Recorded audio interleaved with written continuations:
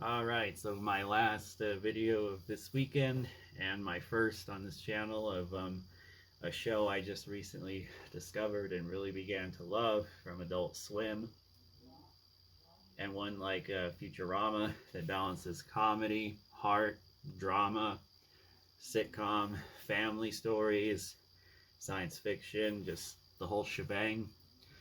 The show is almost like Futurama 2.0, just a little more crude and definitely doesn't pull any punches with its humor and whatnot, and that is Rick and Morty. And in particular, I'm going to review the most recent season as it is the most relevant, Rick and Morty Season 5.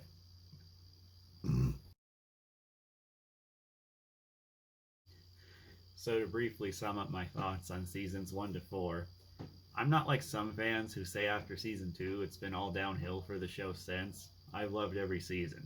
Season 1 was great, a nice, great way to get into the show, a nice feel. It wasn't really connected a lot. It was very episodic, but did introduce the Citadel, which was a nice episode, and introduced evil Morty, who will come into play in this season.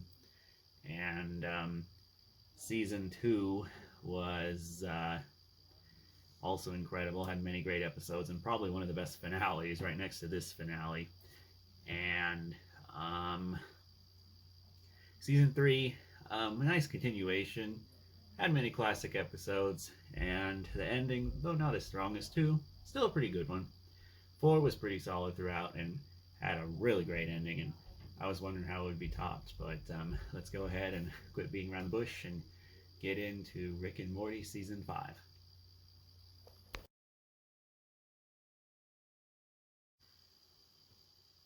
So, yeah, anyway, let's go ahead and start off with the debut episode of the season, and that was Mort Dinner, Rick Andre, which, gosh, talk about a way to freaking set up the season. This was a pretty awesome one. The cold open where Rick and Morty are about to, I guess I should say this is going to be full spoilers, so no holding back, so watch the show. But anyway, freaking Rick is about to die, and Morty calls Jessica his love interest, and freaking he asks her out and is motivated, and he's like, lands it in the ocean. It's so funny. I just love how he's all like, fuck death, I want to live. Oh gosh, but what happened with Jessica did kind of suck, but it is what it is. But yeah, I was hoping Morty and Jessica would get together this season, but that didn't happen. But because let's just say she was his love interest for seasons 1 to 4. But yeah, I know Doc Brown gets cited as an inspiration for Rick a lot, but I feel people forget he's also part Reed Richards, Mr. Fantastic, and I just love how his actual name is Richard. Rick is just short for it. So like Reed Richards, but Rick. And his villain, Mr. Nimbus, is a parody of Marvel's Namor the Submariner. Oh gosh, it's just so perfect the way how they just have their little rivalry. But yeah, this story cuts between that and a side plot where there's this planet that is very much like frickin' Narnia, where it goes, time is just a blur from our world. Like one day in our world is like 5 years in their world, and Morty's trying to get wine for Rick because I guess he's going over to the police, and it's just so funny how Mr. Nimbus has the random ability to control the police. Oh god, what I love about Rick and Morty. Its humor is so varied. It could go from dark to just stupid to very clever to random, improvised, and even some structured, scripted jokes. Like, my god, very much like Futurama. The humor is just really great. But yeah, Morty goes into this world with this creature named Hoovy, and he keeps going back and forth in time, and his son and the people don't think he's real, and it just leads to a real nice epic clash where Rick has to go in and save him. Jessica gets left behind and goes into this time portal, and she comes out and is all like, "Fuck off! I'm a time god." But yeah, it is freaking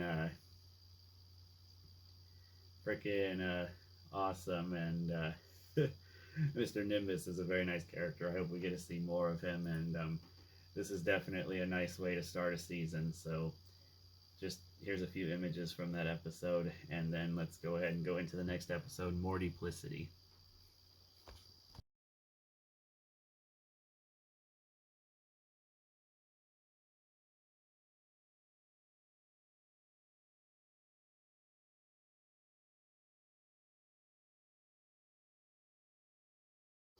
So yeah, Mortyplicity is an episode that wow, talk about a random freaking concept, but was done pretty well. Um, Definitely very freaking chaotic, but in a good way, and definitely keeps you off guard.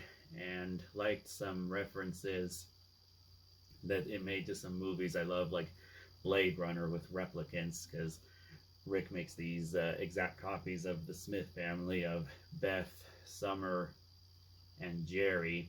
Forgot to mention that's the main family the show focuses on, along with Rick and Morty. And yeah, in it, it's like the replicant concept, but Rick calls them decoys. And this whole episode is just a bunch of decoys picking each other off up until the end when frickin' the real Smith family went on an adventure with Space Beth, and the post-credit scene, definitely one part of the show I like in these episodes, is frickin' the wooden decoy Jerry escaping death by abandoning his family. Jerry probably being my least favorite character because he's a cowardly piece of shit. Just, do not like him, and he's not a good dad to Morty or Summer. Morty frickin' takes care of Summer and Beth way more than he ever has. I feel like Beth only married him and stays married to him because he got her pregnant when they were teenagers with Summer.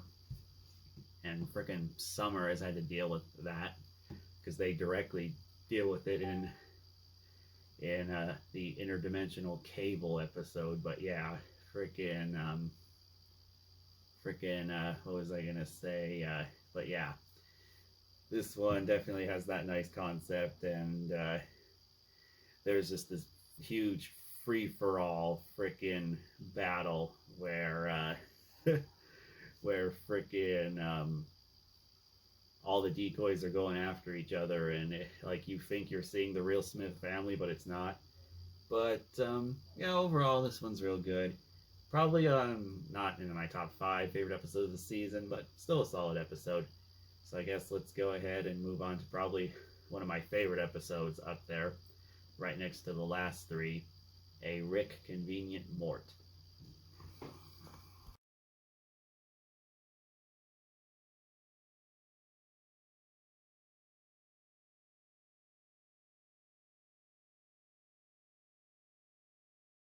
So yeah, this episode, wow, what a great mix of parody, heart, comedy, and a pretty nice development for Morty and Beth that I didn't see coming, and introducing of a new character also named Planetina, who's a parody of Captain Planet, the popular cartoon from the 90s. And Morty falls in love with Planetina, and Rick and Summer go on a trip to 3 planets. And they're about to be destroyed, and they're all having major orgies. And while that's going on, frickin' Morty is dating Planetina, which leads to some real great comedy, especially when she's all talking about recycling batteries while making out with Morty. She's all like, "Oh yeah, I just went to go recycle these batteries. They're not disposable, so yeah, I had to recycle them. Oh yeah, oh good. This is nice." And side note, Planetina is voiced by Alison Brie from Community, another show Dan Harmon created. I'm currently watching on Netflix. So yeah, here's Planetina. Alison Brie killed it voicing her too.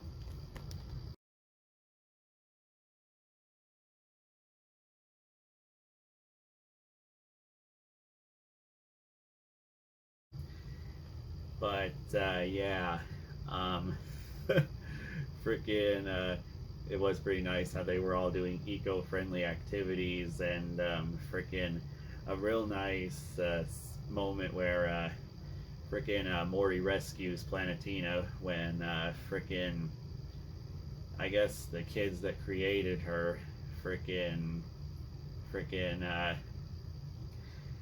grew up, and they were going to sell her off to like an oil tycoon in the Middle East, and Morty went in and saved her. And freaking after this, Morty tells Jerry and Beth about it, and Beth doesn't approve, and Morty has a real great moment where he tells Beth off. He's all like, look, I've been to many multiverses, and Planetina is the first woman to make me feel complete and in love, and if you can't respect that, then I'm getting out of here. And freaking Beth's like, wait, Morty, and then they fly away. And let's just say this is when freaking Planetina goes to a coal mine and destroys it, killing everyone. And freaking, oh gosh, he just goes on a major rampage, all for the sake of the environment. And freaking Morty is just freaking devastated. You really feel for him because he was really connecting with Planetina, and Allison Brie just killed it and really sold their relationship. And the side plot with Rick and Summer was good, but nowhere near as great as this. It was funny though, I'll admit. There were some great moments, and Rick getting a girlfriend, Daphne, with elbow with a fucking vagina on it. Oh god, that is just classic Rick and Morty right there. But yeah, the ending though, very much like Futurama, and the very emotional episodes like Jurassic Park and The Luck of the Friarish. Oh my gosh, this last moment, I cried. It was surprisingly emotional. Frickin', he's texting Planetina, and then she shows up, and he's like, she's all saying, but I gotta do this. This is what I must do to save the planet. And Morty's all like, well, if that's the case, then I'd rather die. And he tells her, you should probably just leave. And she's like, I'll go, but don't you dare ask me to understand why. And in the uncensored version, she says, fuck you to him. So, oh god, talk about an emotional cocktail. Frickin' Morty was all crying, and you really feel it. Justin Roiland, the voice of Morty, really sells it. And he's all like, she's gone, Mom, because Beth walks in as he sees that. And he's like, and I loved her so much. And gosh, in a real nice moment for Beth, she's like, there, Morty. I understand your pain, right, as Morty is crying in her arms. And this little plant that had Morty's face had a huge smile on it at the start of the episode. But at the very end, it is a massive, like, frown that looks like this. And really like that little visual detail right there.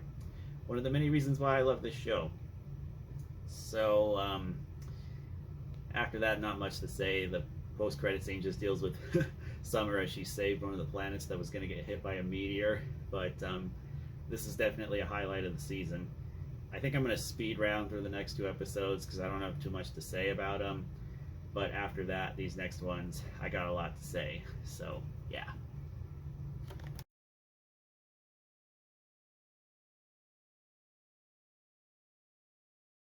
So yeah, let's just say this next episode shows the crude side of Rick and Morty humor. And I know some fans didn't like this episode for that reason, but for me, I don't know. I didn't mind it much. I guess it's because it's just what I expect from Rick and Morty. I mean, the show's like Family Guy and South Park. It doesn't pull any punches with its humor. Like, it will go wherever the fuck it wants to go. But yeah, this episode deals with Rick Dependence Spray, where Rick and Morty freaking go to Beth's work, and Morty ends up creating giant sperm monsters. All his sperm just become monsters, and they're pissed off at him. So, God, they see him beating his meat as like a way of killing them, and him. I think at one point one of them said, "You're committing genocide on our people, Morty." Oh god, it is just so hilarious. And freaking Summer puts her giant human egg to get the main sperm to attract him, and it is just so freaking hilarious when the president like Summer was about to blow it away with an RPG, and he was all like, "You do that, you're committing murder. That is human life. You can't do that." And at the end, it gets launched into space, and oh my gosh, wow! Talk about just going for it and not giving a fuck about anything or what anyone is gonna say. It's kind of why I love this show and what I love about South Park. And even though Futurama didn't do this a whole lot, they did do it in one episode, the time travel episode Roswell That Ends Well, with Fry banging his grandma, becoming his own grandpa. Oh God.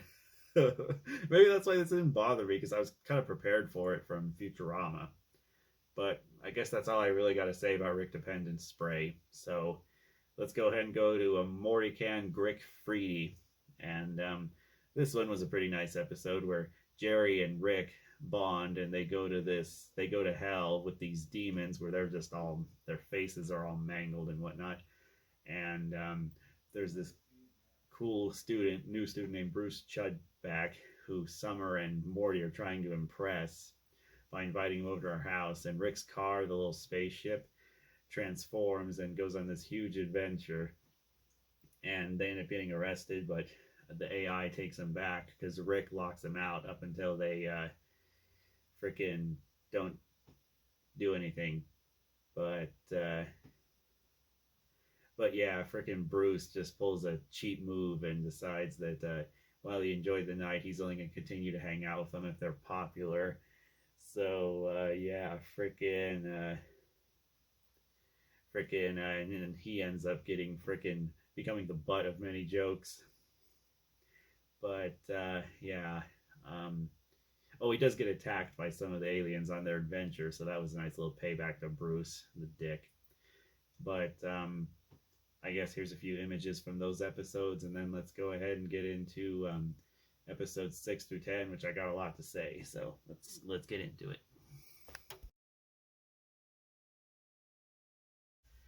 So yeah, the next episode was the Rick and Morty Thanksploitation Spectacular. So it was a Thanksgiving set episode that was pretty nice, where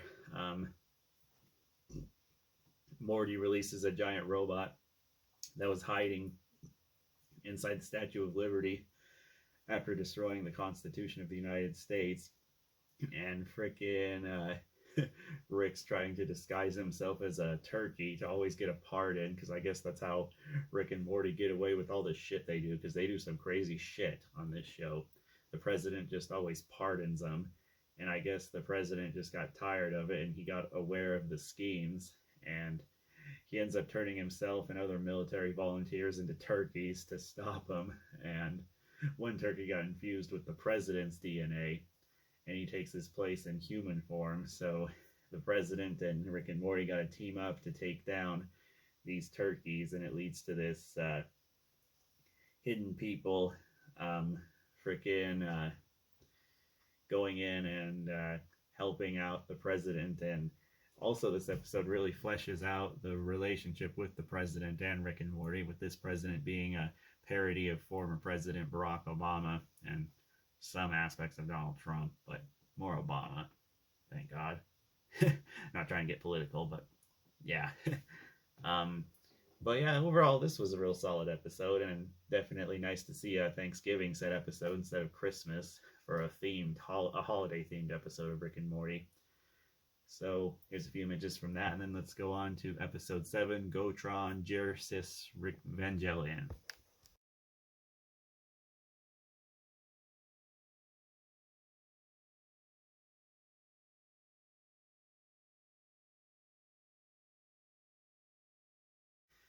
So yeah, on to episode 7. This one is a parody of a lot of the Japanese anime like Voltron and whatnot, where the whole Smith family get into all these big mech suits called Gotrons, and there's this team that are like parodies of ones, but are actually evil from the animes. And frickin' Rick becomes majorly obsessed with them, and even Morty gets shunned by his own family.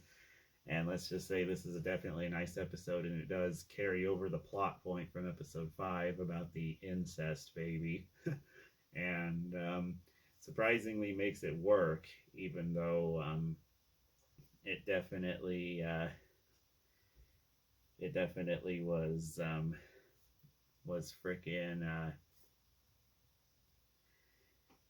it definitely went there. But yeah, Summer also really connects with Rick on this, and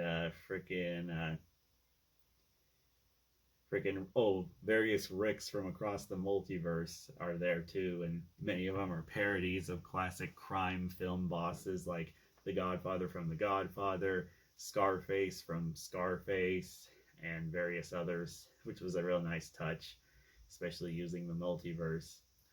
But yeah, definitely some nice anime inspired fight scenes, and the twist of one of the previous Gotron users trying to trick Rick was a nice touch. And there's also a nice little parody on the hearing a character's inner voice, where Rick had like these aliens implanted in him called voice ovarians, who that was how throughout the episode you hear Morty and Summer's thoughts. And oh gosh, it was definitely pretty freaking hilarious, I'm not gonna lie. But yeah, um, yeah, this episode's definitely up there, definitely among some of the best. So let's go ahead and get into the next episodes that, wow, my god, these really advance the lore of the show, and these are definitely serialized episodes. They're not episodic, and can't wait to see what they're going to do for the future of the show, and what it's going to be, since apparently we got 5 more seasons of the show left. So here's a few images from those 2 episodes, and let's get on into episodes 8 through 10. Rick Turnell, Friendshine of the Spotless Mort, Forgetting Sir Rick Mortshaw, and Rick Marai Jack.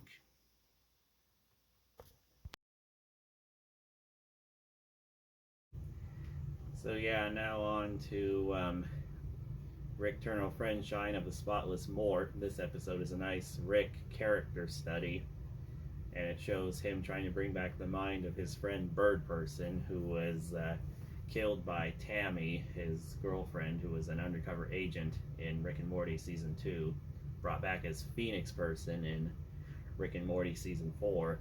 So this deals with that, and Rick goes into his memories, and we see some of Rick's backstory of him and Bird Person being freedom fighters, and he also introduces the portal gun, and through these memories he discovers that, unknown to him, Bird Person and Tammy had a daughter, and had some of Bird Person's memories, and it was a nice way of showing the deeper layers of Rick.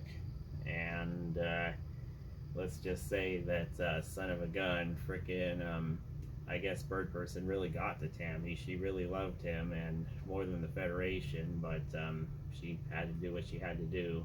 And I guess Bird Person's leaving to go find his daughter, and Rick also encounters his younger self, which is nice, something that would be further explained upon in the season finale. But yeah, this post-credit scene shows their daughter and how brutal she is, and she beats up these freaking other inmates, and it's a pretty nice episode. But yeah, overall, real great highlights of Rick, Bird Person, Tammy, enhances the show, continues the plot threads from the previous season, and it doesn't stop here. It only continues in Forgetting Sir Rick Mortshaw and Rick Marai Jack. And since these episodes kind of have an interconnected story, I'm just going to review them both together, then give my final thoughts on the season, and that'll be it for this video.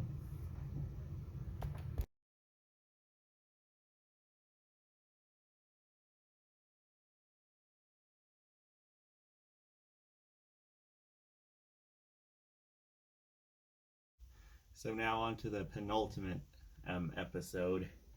So Morty starts off this episode going in and cleaning up all of Rick's messes, helping out various universes with their problems, and constantly using the portal gun, the device Rick uses to go in between dimensions. And I noticed some fans were complaining about that not being happening a lot in this season. I guess this episode was a big just wait for it type of thing. But yeah, Morty spilled some portal fluid on his hands and ends up talking to another guy named Nick, another man who spilled the portal fluid that's used to make the portals onto himself, and they become friends as they both feel Rick takes advantage of them, and they want to be treated with respect. And they briefly team up as Rick ends up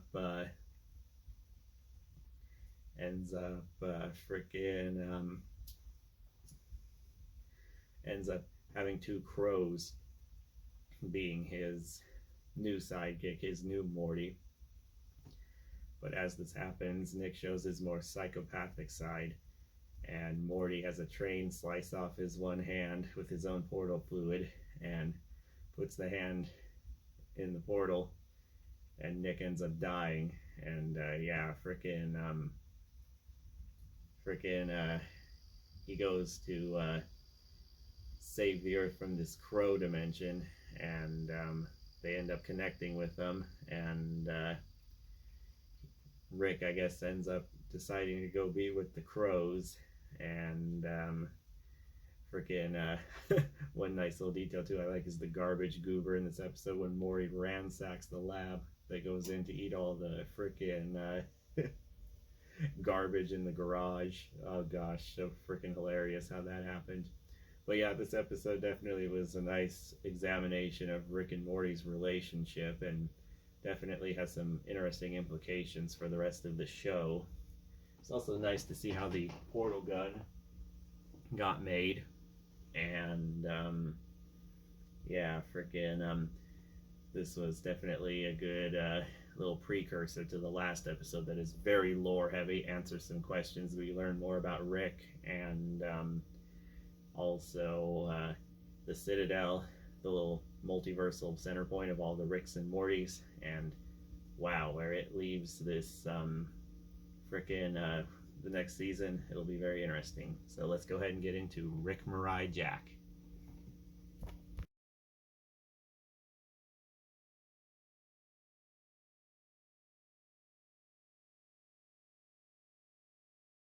So yeah, in this episode, a lot of bombs get dropped, and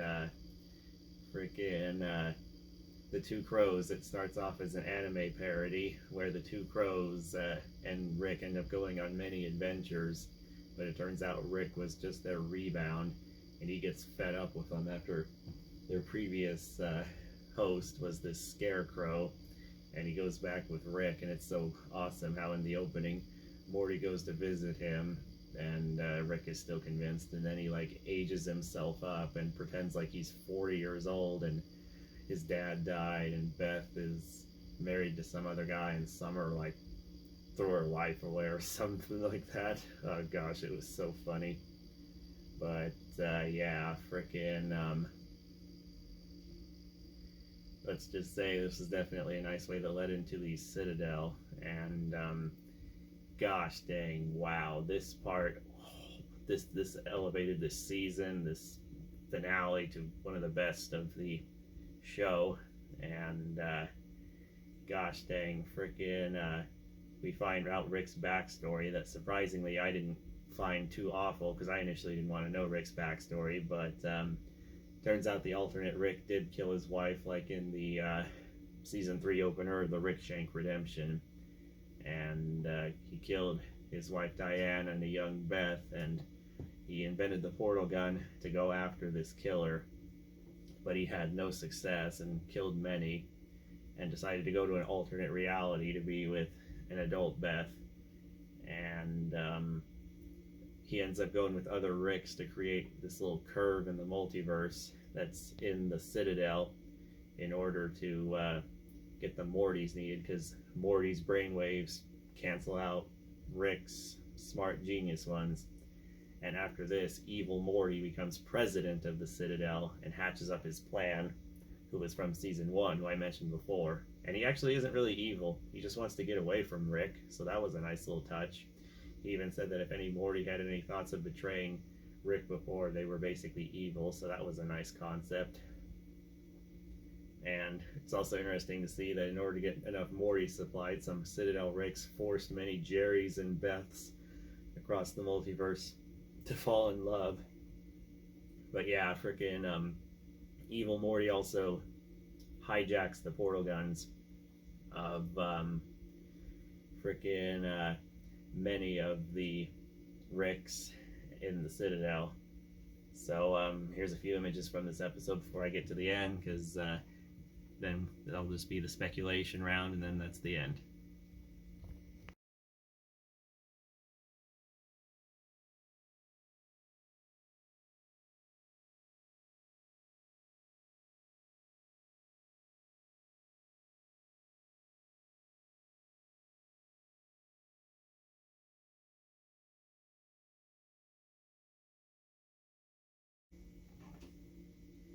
So yeah, freaking let's just say that yeah, it was definitely interesting. So Morty causes massive destruction in the Citadel, and he uses the blood to and the tainted portal fluid to escape the curve, because I guess the curve of the multiverse is only realities where Rick is the smartest man in the universe, and goes into an escape pod, and freaking Rick and Morty go into this little part of the Citadel that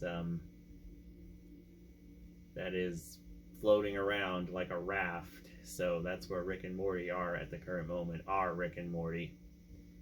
And evil Morty ends up oh, they also had some survivors too from this, but Rick, his portal gun is out of portal fluid, so he can't get out of it. And frickin' the Citadel ends up getting destroyed by a black hole, and I guess that also includes the curve within this process. So gosh, the whole frickin' multiverse has just been thrown into a frickin' loop, and wow, the doors this opens for the show is very interesting, so can't wait to see where that's going to go. But yeah, the last thing is evil Morty shoots a yellow portal and goes to an unknown destination. Some theories I've heard are that this is going to send him to universes where Morty is the smartest, could be ones with Summer, or it could just be a random multiverse not connected to anything we know now, and it could be a bigger threat, and it may kill this evil Morty to show the seriousness of the threat. So wow, talk about opening the door up to many great possibilities. Kind of very similar to what Loki did for the MCU with bringing in the multiverse. But yeah, freaking the last post-credit scene too, a nice tribute to seasons 2 and 3, was Mr. Poopy Butthole showing up, who's now divorced, and reflecting on his life, and that you don't have as much time as you think. Just classic Rick and Morty. But yeah, this episode is just freaking what was I gonna say, just really solid episode. This season is just great, and gosh dang, so many great random references, what it's gonna do for the state of the last 5 seasons of the show if it continues to go down the path of 10 episodes a season. Wow, I can't wait to see what's going to be going on with Rick and Morty, because this season had everything that made past Rick and Morty's great, along with frickin' future, and the future of the show is looking bright. So I can't wait to see what's going to be going on and how this finale is going to be resolved. This is a cliffhanger done right, like Avengers Infinity War. So whenever you can, check out Rick and Morty. It'll probably go to HBO Max, probably Hulu soon, or if you just find the episodes on Adult Swim, watch them there too. But yeah, highly recommend on the streaming services though, because it's uncensored. So anyway, like this video if you like it, comment, subscribe, and Peace.